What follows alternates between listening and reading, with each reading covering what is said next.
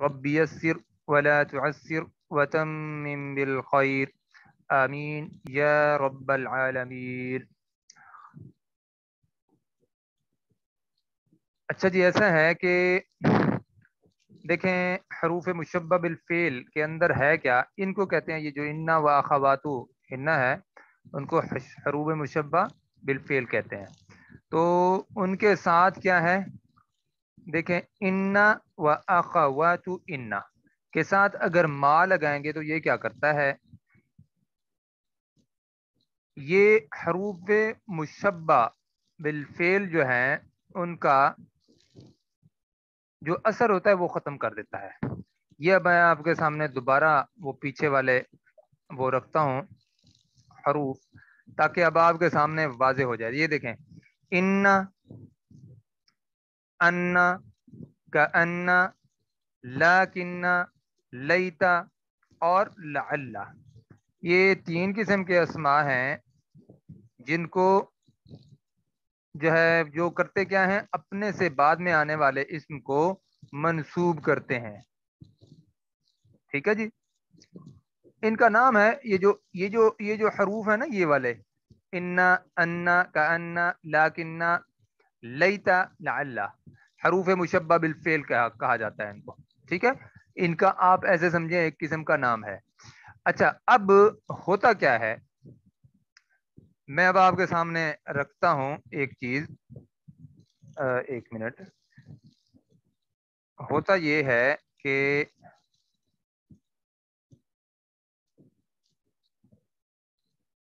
ہاں جی، جب انا کے ساتھ ما آتا ہے تو یہ انا صرف کا معنی دیتا ہے۔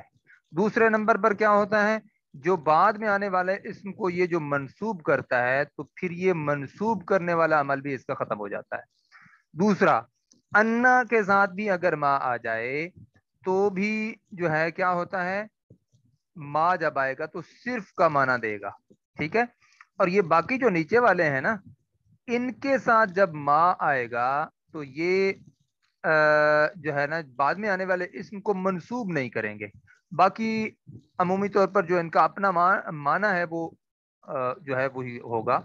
تو جو یہ دو ہیں یہ ان کے ساتھ عمومی طور پر استعمال ہوتا ہے ما کا، انما اور انما، ان کا استعمال زیادہ ہے، یعنی ان کے ساتھ ما کا استعمال زیادہ ہے، انا اور انا کے ساتھ۔ ٹھیک ہے، اور کانما بھی ہو سکتا ہے، لیکن ما، اب میں نے ابھی تک یہ لفظ نہیں دیکھا، لیتا ما بھی میں نے ابھی تک نہیں دیکھا، ہو سکتا ہے استعمال بھی ہوتا ہو، لعل ما بھی میں نے نہیں دیکھا، لیکن بہرحال یہ جو قاعدہ ہے یہ ان سب کے ساتھ لاگو ہوگا۔ کون سا قاعدہ، کہ بعد میں آنے والے اسم کو کیونکہ یہ منسوب کرتے ہیں تو یہ پھر منسوب نہیں کریں گے ما لگنے کی وجہ سے۔ اب بات واضح ہو گئی ہوگی، امید یہی ہے کہ پہلے دو جو حروف ہیں ان پر تو خصوصی اثر ہوتا ہے، یعنی مانوی طور پر بھی اثر ہوتا ہے اور اعرابی طور پر بھی اثر ہوتا ہے، جبکہ باقی جتنے ہیں نا ان کے اوپر اعرابی طور پر تو اثر ہوگا ہر صورت میں، لیکن مانوی طور پر ہو سکتا ہے کہیں پہ نہ ہو، یعنی اعرابی طور پر ضرور ہوگا کہ یہ کا انا کی وجہ سے بعد میں آنے والا اسم منسوب ہوتا ہے، لاکنہ کی وجہ سے بھی بعد میں آنے والا اسم جو ہے وہ منسوب ہوتا ہے، لیتا کی وجہ سے بھی بعد میں آنے والا اسم منسوب ہوتا ہے، اور لعل کی وجہ سے بھی بعد میں آنے والا اسم منسوب ہوتا ہے۔ لیکن جب ان کے ساتھ ما لگے گا تو بعد میں آنے والے اسم کو یہ منسوب نہیں کریں گے، نہ لعل جو ہے منسوب کرے گا، نہ لیتا منسوب کرے گا، نہ لیکنہ منسوب کرے گا، اور نہ ہی کأنہ منسوب کرے گا، اور بلکہ انا اور انا جب منسوب نہیں کریں گے تو ساتھ میں صرف اور صرف کا معنی بھی دیں گے، یعنی یہ کلمہ حصر کے طور پر استعمال ہوں گے۔ اچھا جی، اس کے بعد یہ ہم نے مثالیں ساری دیکھ لی تھی، آگے چلتے ہیں۔ دیکھیں انما الاعمال بالنیات، صرف اور صرف اعمال کا دار و مدار نیتوں پر ہے۔ انما المؤمنون اخوۃ، تو یہ ہم نے یہ بھی مثالیں پڑھ لی تھیں. انما انا رسول ربی کا، بے شک میں رسول ربی کا ایک رسول ہوں، ایک پیغمبر ہوں، ربی کا تیرے رب کی طرف سے. اچھا جی. اب اسی طرح اب ہم نے ایک مرکب شروع کیا تھا جس کو کہتے ہیں مرکب اشاری. ٹھیک ہے.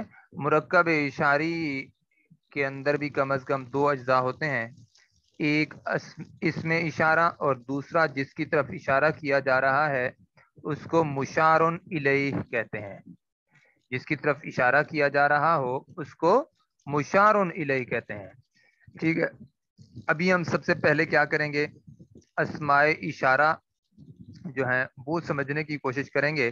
مرکب ہم بعد میں بنائیں گے اور ان کا معنی آپ نے اپنے نوٹس میں لکھنا ہے. اب جیسے مثال کے طور پر ہاذا ہے،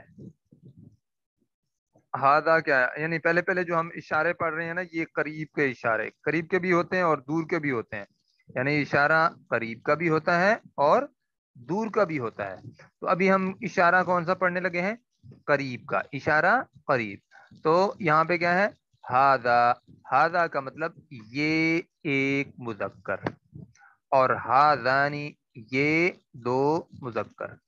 اور اسی طرح ہؤلائی یہ سب مذکر، ہذہ یہ ایک مؤنث، ہاتانی یہ دو مؤنث، ہؤلائی یہ سب مؤنث. اچھا اب یہ رفع کی لائن ہے ساری.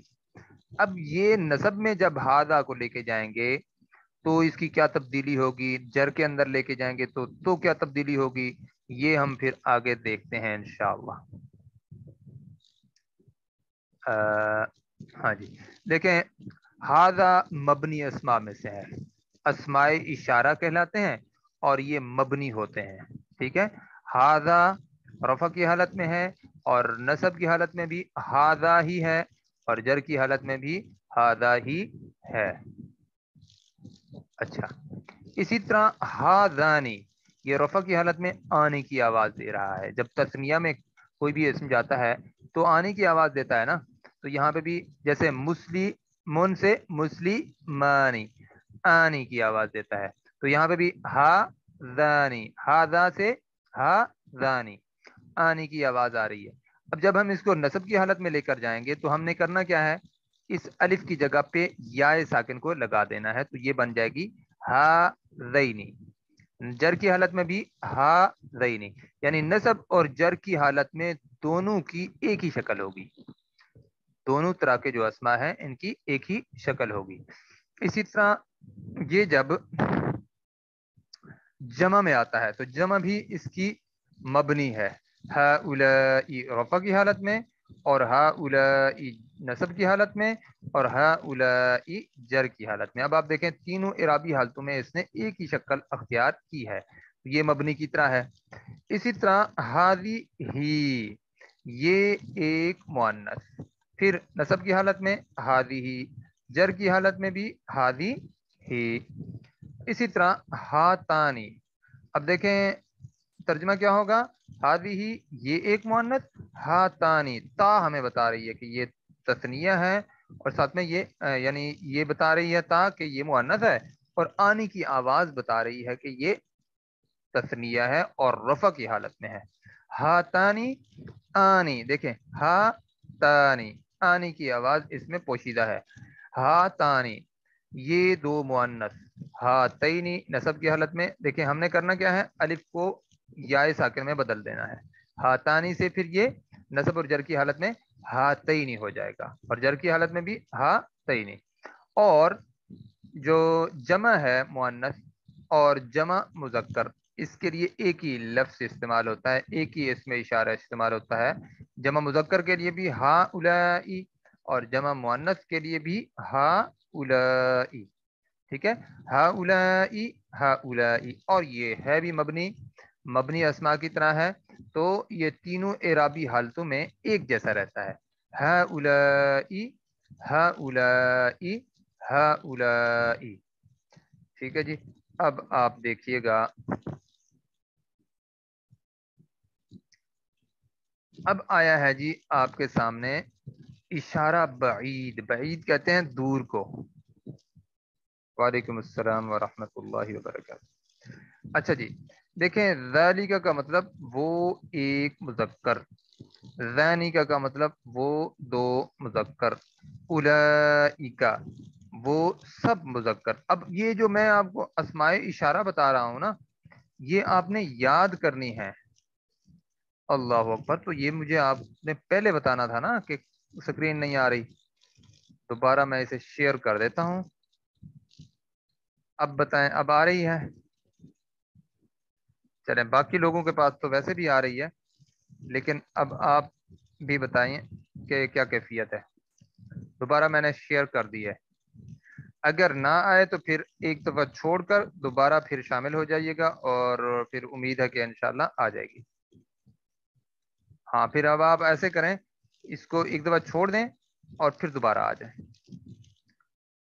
اچھا جی تانیکا. تانیکا کا مطلب نہیں، دوبارہ شروع سے پڑھتے ہیں. ذالکا وہ ایک مذکر، ذانیکا وہ دو مذکر، اولئیکا وہ سب مذکر، اور تلکا وہ ایک مؤنث، تانیکا وہ دو مؤنث، اولئیکا وہ سب مؤنث. جی جی بس وہ انہی کا مسئلہ تھا، بعض دفعہ ہو جاتا ہے ایسے، ہم سب کے ساتھ ہو جاتا ہے. نیٹ کا ایشو ہو تو پھر ایسے ہوتا ہے. اور آپ پہلے بھی شاید میں نے بتایا ہوگا، میں اپنے نا نیچے والے پورشن کی بجائے اوپر والے پہ بیٹھتا ہوں تاکہ کوئی سگنل کا پرابلم نہ آئے. اس وجہ سے میں یہ کوشش کرتا ہوں. اور ویسے قدرت کا کرنا بھی ایسے ہے کہ جو پی ٹی سی ایل کا جو ہمارا وائرلیس کا جو یہاں پہ ٹاور ہے نا، وہ بھی بالکل نزدیک ہے ہمارے. اس وجہ سے اس حوالے سے تھوڑا سا میں سمجھتا ہوں کہ بہتر ہوتا ہے، لیکن پھر بھی جو نیچے ایک سگنل ہوتے ہیں کم ہوتے ہیں. اچھا جی اب آپ آ جائیں اپنے سبق کی طرف. ذالکا، ذانیکا، اولئیکا، اور اسی طرح تلکا، تانیکا، اولئیکا. اب جمع کے لیے دیکھیں بعید کا اشارہ بھی اولئیکا ہے، اور مؤنث کے لیے بھی اولئیکا ہے، دور کا اشارہ. ٹھیک ہے. اچھا جب کہ ہوتا یہ ہے جمع مؤنث میں اولئیکا،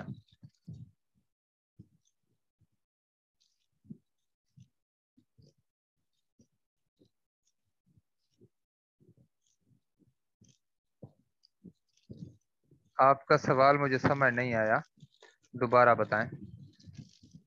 جمع مؤنث بعید کے حوالے سے یہ بات ہو رہی ہے. جو اولئیکا لفظ ہے اس میں اشارہ ہے تو یہ بعید کا اشارہ ہے، وہ سب مذکر. اور یہاں پہ نیچے بھی کیا ہے؟ وہ سب مؤنث. یعنی مذکر اور مؤنث دونوں کے لیے اولئیکا کا استعمال ہوتا ہے.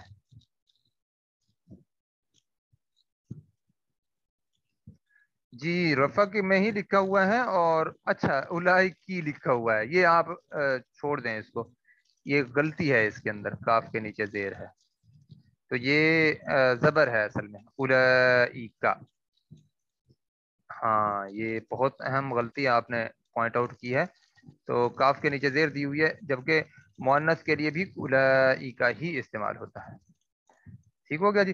چلیں اب اس کو ہم دیکھتے ہیں نصب جر. ذالکا کی جو نصب ہے وہ ذالکا ہی ہے، اور جر میں بھی ذالکا ہی ہے. اور ذانیکا کی جو یہ رفع ہے، اور جب نصب میں جائے گا تو ذینیکا ہو جائے گا. دیکھیں ذینیکا، ذینیکا. اب یہاں پہ عینی کی آواز یہاں پہ بھی ہے، لیکن جب ہم مسلمانی کے بعد مسلمینی پڑھتے ہیں تو وہ آخر میں، لفظ کے آخر میں عینی کی آواز آتی ہے، جبکہ یہاں پہ شروع میں ہے. دیکھیں ذینیکا، آنیکا. ٹھیک ہے. آنی، آنی ہے نا، آخر میں آنی ہوتا تھا، اب یہاں پہ آنی شروع میں آ گیا ہے. یعنی اسماء اشارہ بعید کے اندر کیا ہوتا ہے، جب تثنیہ میں لے کر جاتے ہیں تو آنی شروع میں آتا ہے، اور عینی بھی شروع میں آتا ہے، زینی کا اور زینی کا. اسی طرح اولئیکا، اولئیکا، اولئیکا، تینوں اعرابی حالتوں میں ایک جیسا ہوگا. اور پھر کیا ہے؟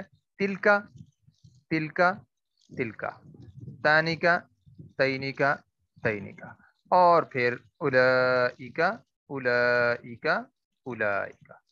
तो मैं अब आपके सामने फिर तर्जुमा रख देता हूँ। ज़ालिका का मतलब वो एक मुज़क्कर, ज़ानिका का मतलब वो दो मुज़क्कर, और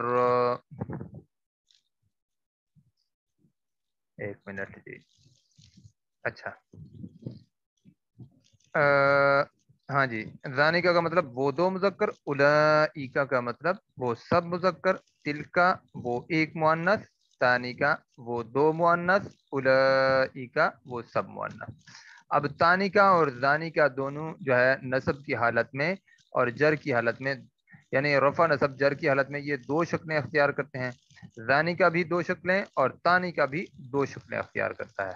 ज़ानिका ज़ैनिका ज़ैनिका, और इसी तरह तानिका तैनिका तैनिका। बाकी सारे जो अस्माए इशारा हैं वो मबनी कहलाते हैं। ठीक हो गया? या अगर मबनी ना भी कहलाएं तो मबनी की तरह होते हैं, तीनों इराबी हालतों में एक ही शक्ल अख्तियार करते हैं।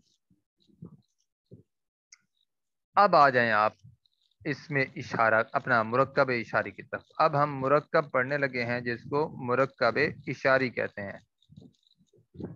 अच्छा, मुरक्कब इशारी का की पहचान क्या होगी? पहले इसमें इशारा आएगा और उसके बाद मुशारुन, जो मतलब एक इस्म होगा जो कि बिल्कुल सीधा साधा लिखा जाएगा लेकिन मारफा होगा। आपने मुशारुन इलैहि जो है वो मारफा लिखना है। अगर नकरा लिखेंगे तो वो होगा तो आ, उसकी तरफ इशारा तो कर रहा होगा इसमें इशारा, लेकिन अब इशारा मुब्तदा बनकर आएगा, क्योंकि मैंने आपको बताया था ना कि ये अस्माई इशारा जो है ये सारे के सारे मारफा है, खुद से मारफा है। जैसे एक जाती नाम इसमें अलम मारफा होता है ना, तो ये जो अस्माए इशारा हैं ये भी मारफा होते हैं। ठीक है? तो अब अगर आप उसके बाद वाला इसम नकरा रख देते हैं तो वो फिर खबर बन जाएगा, वो फिर मुरक्कब नाकिस नहीं रहेगा, क्योंकि वो तो हमारी जुमले की शर्त पूरी करता है ना। क्योंकि देखे ना, जुमले में क्या होता है, मुब्तदा अमूमन मारफा, खबर अमूमन नकरा, तो ये एक जुमला है बाकायदा।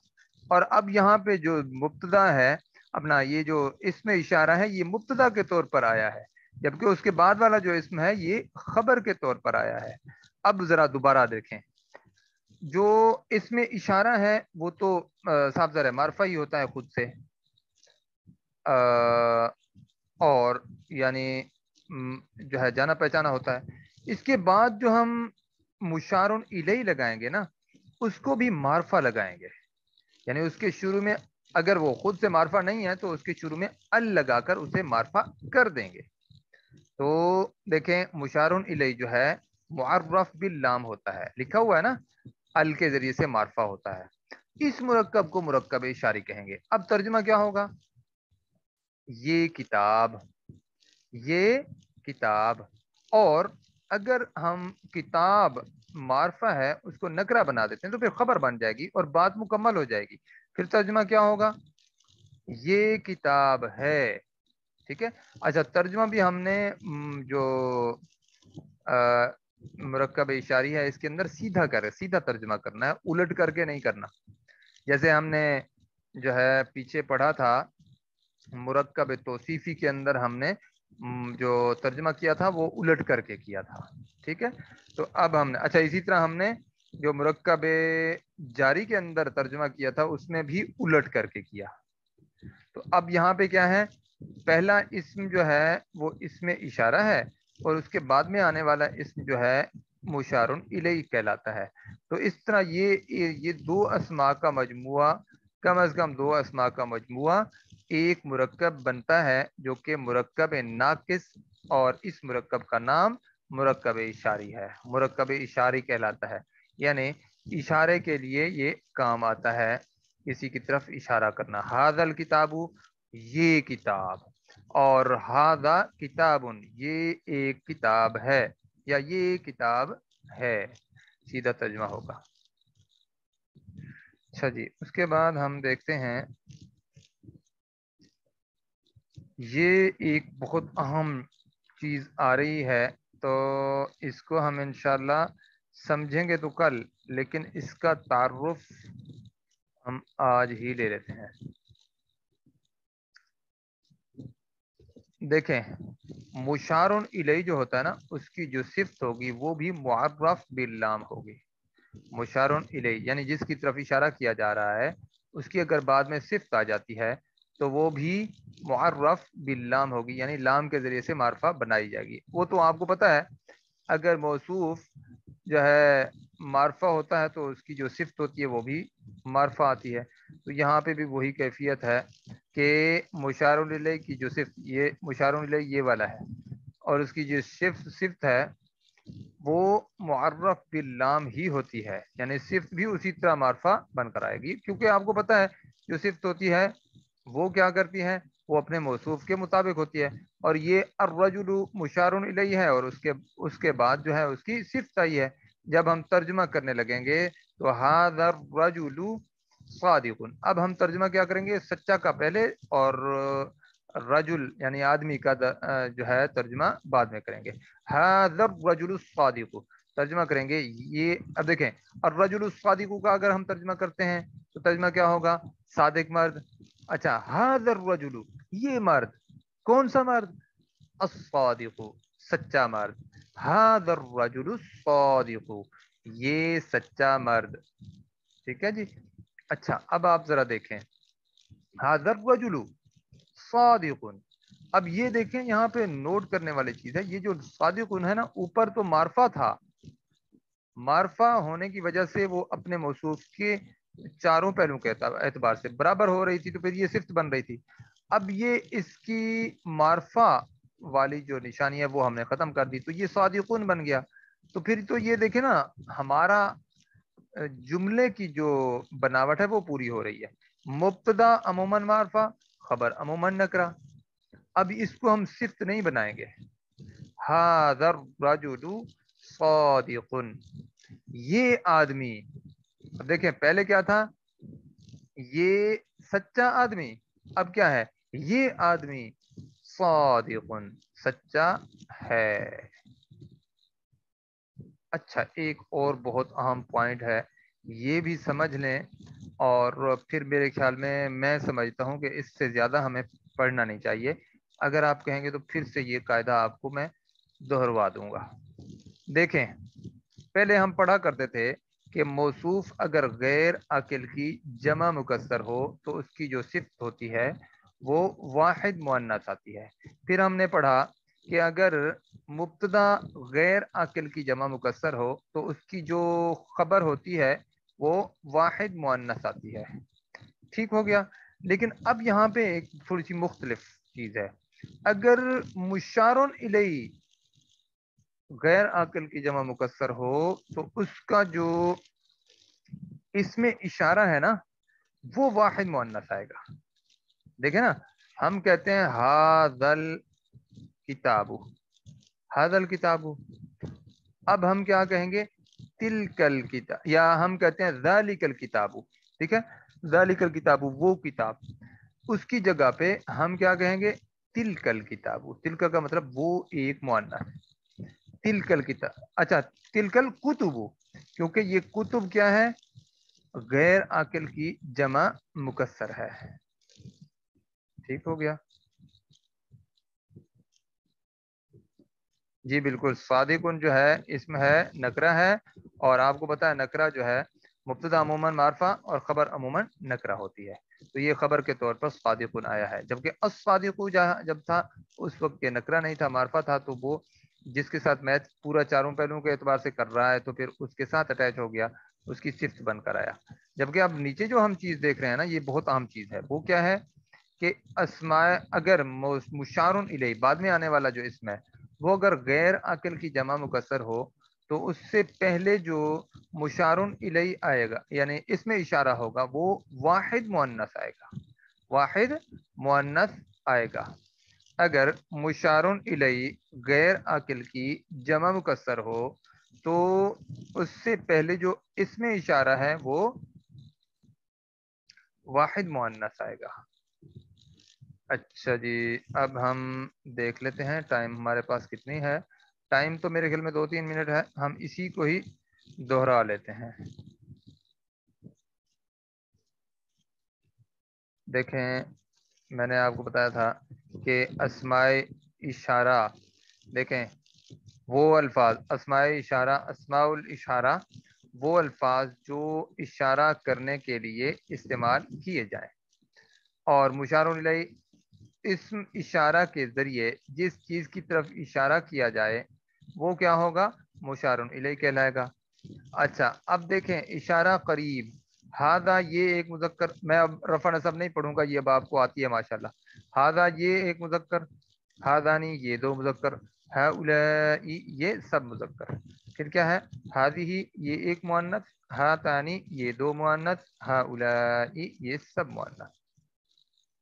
اس کے بعد ہے ذالک وہ ایک مذکر، ذانک وہ دو مذکر، اولئک وہ سب مذکر، اور اس کے بعد کیا ہے؟ تلکا وہ ایک مؤنث، ثانک وہ دو مؤنث، اور اولئک وہ سب مؤنث۔ ٹھیک ہو گیا؟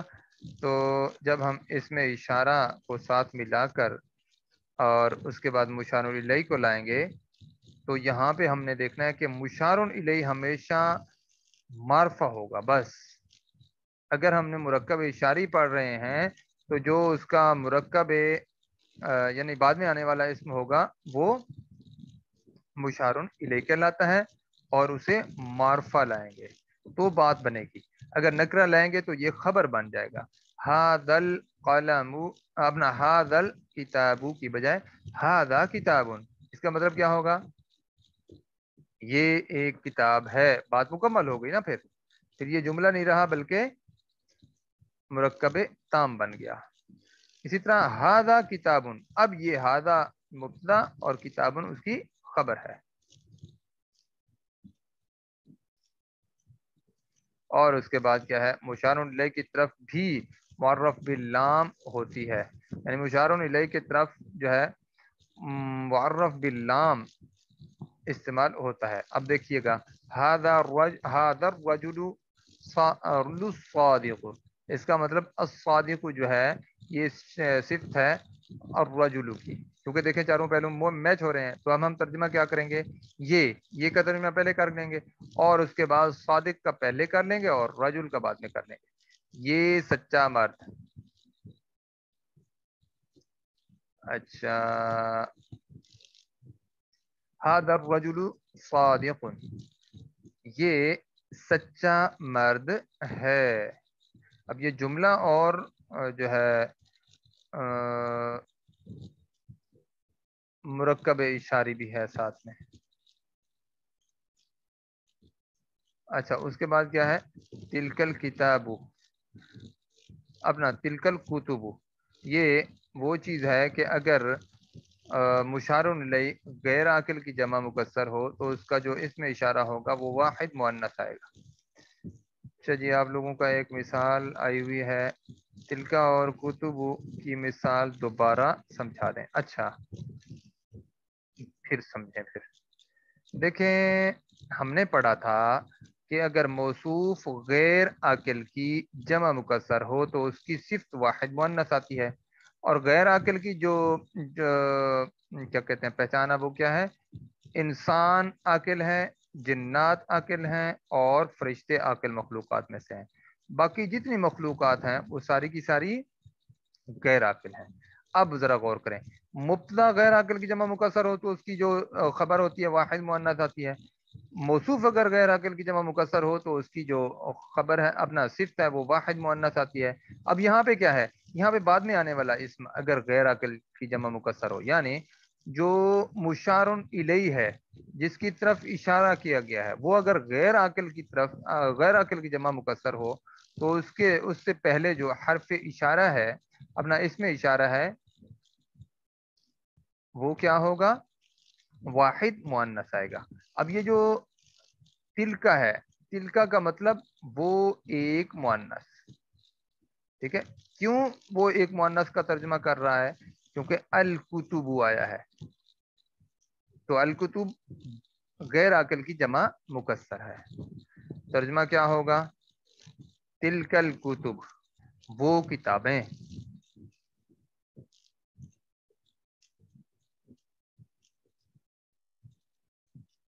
اچھا، تل کا اور کنتو کی مثالیں دوبارہ سے وہ میں نے بتا دیا اب آپ کو. تو آج کا جو ہمارا سبق کا ٹائم ہے وہ بھی یہیں تک مکمل ہوتا ہے. کسی کو کوئی سوال بعد میں بھی پوچھنا ہو تو میرے سے واٹس ایپ پہ پوچھ لیجیے گا. آج ہم یہیں پہ اختتام کرتے ہیں. سبحانک اللہم وبحمدک نشہد ان لا الہ الا انت نستغفرک ونتوب الیک. اور آپ لوگوں سے میری گزارش یہ ہے کہ آپ اپنی حاضری ضرور لگائیے گا. ٹھیک ہو گیا. السلام علیکم ورحمۃ اللہ وبرکاتہ.